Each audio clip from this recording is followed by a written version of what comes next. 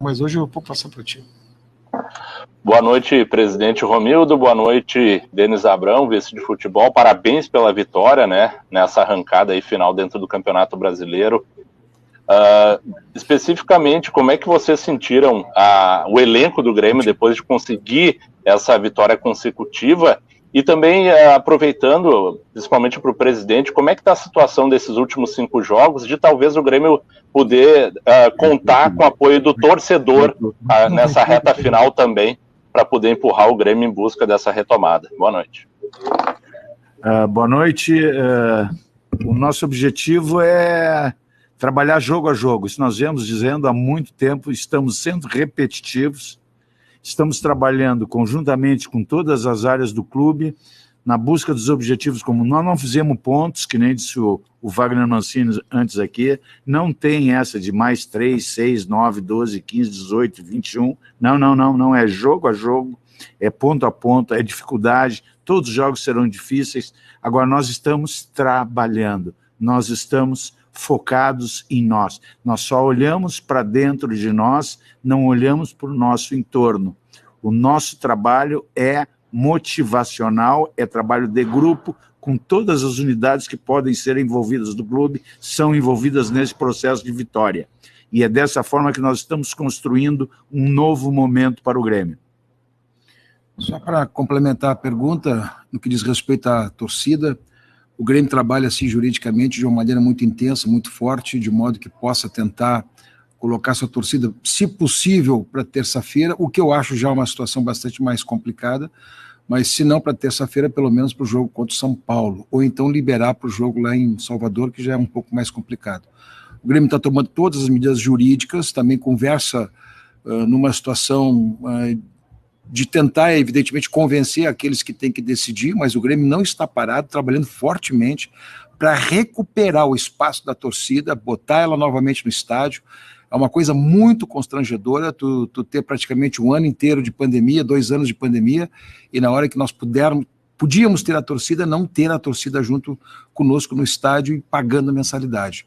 Pedimos desculpa por isso, foi uma situação que decorreu do clube, mas estamos fazendo todos os esforços, de tudo que se possa imaginar, conversar com quem tem que conversar, convencer quem tem que convencer, e principalmente os meios jurídicos, legais, escritos, as peças processuais, para tentar reverter esse processo. Estamos trabalhando intensamente nesse sentido. Só para entender, por favor, presidente, o que o Grêmio tenta no STJD é algum tipo de acordo? O Grêmio faz alguma proposta, oferece alguma coisa para que tenha a possibilidade de ter o público na arena nessa reta final? E para o Denis, eu gostaria de perguntar se a direção está contando com o Douglas Costa em campo nesses últimos jogos. Em relação ao expediente processual, o acordo é uma possibilidade, sim, é uma das peças, é uma das situações jurídicas que imaginamos possível.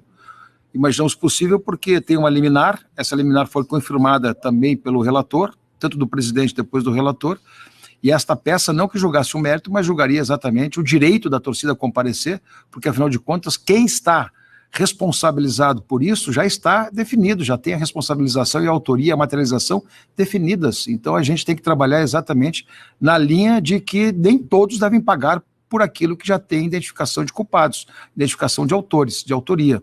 Então nós trabalhamos nessa linha também, e não descartamos, é uma situação jurídica possível, ter também um termo de ajustamento de conduta. Quanto à pergunta do Gabardo em relação ao Douglas Costa, o Douglas Costa está trabalhando, está fazendo fisioterapia de manhã e de tarde, já está fazendo alguns trabalhos de campo. Amanhã será avaliado novamente. Ele tem trabalhado dioturnamente, com uma dedicação sensacional. Eu não esperava outra coisa desse grande profissional do clube. Está dedicado, está buscando, está louco para voltar. Nós estamos segurando ele, porque vocês não conhecem ele, está louco para estar junto conosco, está louco para jogar as partidas. Nós amanhã faremos uma avaliação de manhã novamente no Douglas, mas devagarzinho, com tranquilidade, nós vamos colocar o Douglas à disposição do Wagner Mancini. E um outro detalhe, eu queria fazer um pedido, se é que eu posso, ao presidente da Federação Gaúcha de Futebol e ao vice-presidente da Federação, Francisco Noveleto, e ao doutor Luciano Oxman, que nos ajude nesse processo, por favor, gente. Não é justo o Grêmio jogar contra adversários poderosos com as suas torcidas e o Grêmio jogar na sua arena, com a arena vazia, por causa de 12, 14, 20, 24 pessoas que não dá para nem dizer quem são. Já foram apontadas, já foram definidas quem são essas pessoas, e eu não sei por que o Grêmio está pagando isso. Por favor, doutor Luciano Oxman, grande presidente da Federação Gaúcha de Futebol, nos ajude. Vice-presidente da CBF, Francisco Noveleto, meu querido amigo Francisco Noveleto, meu querido amigo Luciano Oxman, nos ajudem. Não é justo com o torcedor do Grêmio.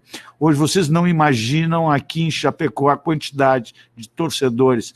Era uma festa, gente, era foguetório na rua, era bandeiraço, era as pessoas implorando para vir ao estádio. Eles não puderam vir, ficaram na rua e ficar fazendo festa no entorno do estádio, gente. Isso não é justo com a torcida. Por que o Grêmio está pagando isso?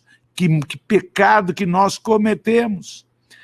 Por favor, presidente Luciano Oxman, por favor, vice-presidente Francisco Noveleto, nos ajudem a trazer a torcida para junto de nós. A torcida é o nosso 12º jogador. Nós precisamos demais dessa torcida. Esses jogos são decisivos para nós. Nós não olhamos para os outros, nós só olhamos para nós. Agora nós queremos justiça e queremos que o torcedor esteja conosco nos momentos decisivos para poder comemorar a nossa saída dessa fatídica, terrível situação que nós nos encontramos. E com o apoio dela fica mais fácil, sem dúvida alguma. Agora, se com a energia que eles estão passando nós já estamos conseguindo, imagina com eles no estádio, aí se torna imbatível.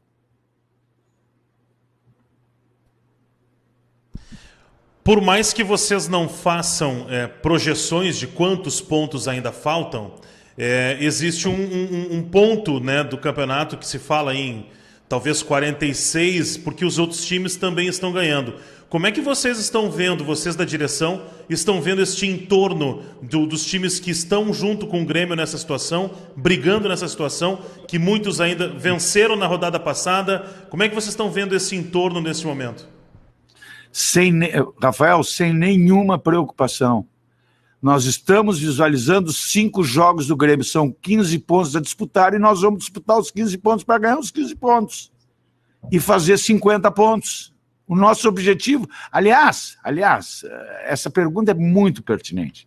A grandeza do Grêmio requer isso, não somos nós que queremos. A história do Grêmio comprova que nós temos que vencer ou vencer. Nós estamos apenas cumprindo com a nossa obrigação de colocar o Grêmio no lugar que ele deve estar. Agora, se é mais 13, 14, 15 pontos que nós temos que fazer, não interessa. Nós vamos disputar 5 títulos mundiais e vamos jogar a morrer as 5 partidas que restam. Eu não tenho dúvida. Nós temos um plantel, nós temos grupo, nós temos quase 30 jogadores e todos em condições de vestir a camisa do Grêmio. E é dessa forma que nós vamos até o final. Nós vamos disputar 15 pontos para ganhar os 15 pontos. Sim, o Grêmio tem condições de superar todos os adversários que tem pela frente? Sim. Se vai conseguir, não sei. Mas o nosso objetivo é buscar os 15 pontos. Nós não estamos fazendo contas, até porque estatística é o nosso forte. Mas eu não estou preocupado com a estatística. Eu estou preocupado com o futebol. E o futebol, graças a Deus, está indo muito bem. E vai melhorar mais ainda.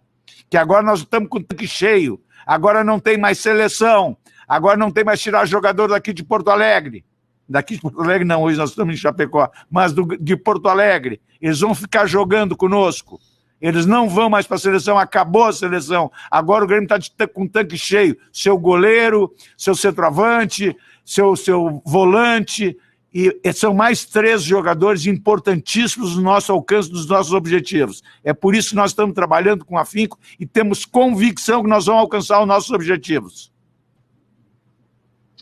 Denis, presidente, eu queria saber de vocês a justificativa, o que foi dito pelo STJD para negar o pedido do Grêmio para a cassação dessa liminar.